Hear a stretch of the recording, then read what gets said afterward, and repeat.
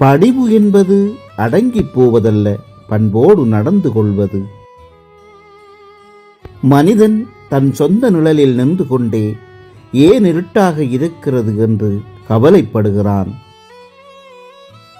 வாழ்க்கையின் நோக்கம் பிறருக்கு உதவி செய்வதேயாகும்.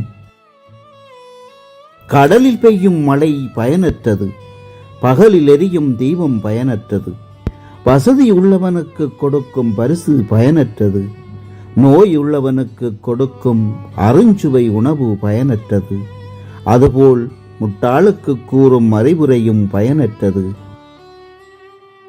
உலக எண்ணிக்கையில் ஒருவனாக இருப்பதை விட உலகமே எண்ணும் ஒருவனாக இரு. சட்டத்தால் யாரையும் திருத்த முடியாது, மனமாற்றம் ஒன்றே அமைதிக்கான வழி. நத்தைக்கு கூடு சுமையானால் நகர்வதெப்படி, உனக்கு நீயே சுமையானால் உயர்வதெப்படி? அமைதியை விட உயர்வான சந்தோஷம் இந்த உலகில் வேறு எதுவுமில்லை. நம்பிக்கை என்பது கண்ணாடி போன்றது. ஒரு முறை உடைந்தால் மீண்டும் ஒட்ட வைக்க முடியாது. நம் வாழ்க்கையில் உன் வலியை நீ உணர்ந்தால் உயிரோடு இருக்கிறாய் என்று அர்த்தம். பிறர் வலியை நீ உணர்ந்தால் மனிதனாய் இருக்கிறாய் என்று அர்த்தம்.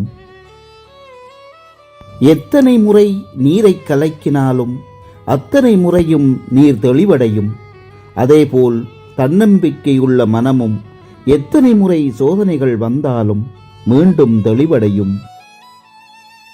வானவில் தோன்றும் போது வானம் அழகாகிறது, நம்பிக்கை தோன்றும் போது வாழ்க்கை அழகாகிறது. நீங்கள் மன அழுத்தத்தில் இருந்தால் இறந்த காலத்தில் இருக்கிறீர்கள். நீங்கள் கவலையில் இருந்தால் எதிர்காலத்தில் இருக்கிறீர்கள். நீங்கள் மன அமைதியில் இருந்தால் நிகழ்காலத்தில் வாழ்கிறீர்கள். பொய் பல நாள் பல்லக்கில் வரும், உண்மை ஓர் நாள் ஊர்கோலம் போகும். எல்லா துன்பங்களுக்கும் 2 மருந்துகள் உண்டு. ஒன்று காலம், 2 மௌனம். சிறு சிறு செயல்களில் கிடைக்கும் அனுபவங்களை கூட சிந்தையில் நீ சேகரித்து வை.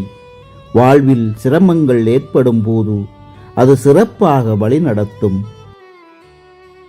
மற்றவர்களை கைப்பற்றுவதை விட உங்களை நீங்களே கைப்பற்றுவதுதான் மிக பெரிய இலக்கு. விழுதல் என்பது வேதனை, விழுந்த இடத்தில் மீண்டும் எழுதல் என்பது சாதனை. எதுவாக இருந்தாலும் சரி, முழுவதுமாக மூழ்கிவிடாதே. எப்போதும் மிதக்க கற்றுக்கொள். ஞானம் ஆணவம் சிறு வித்தியாசம்தான். நம்மிடம் எதுவும் இல்லை என்பது ஞானம், நம்மை தவிர எதுவும் இல்லை என்பது ஆணவம்.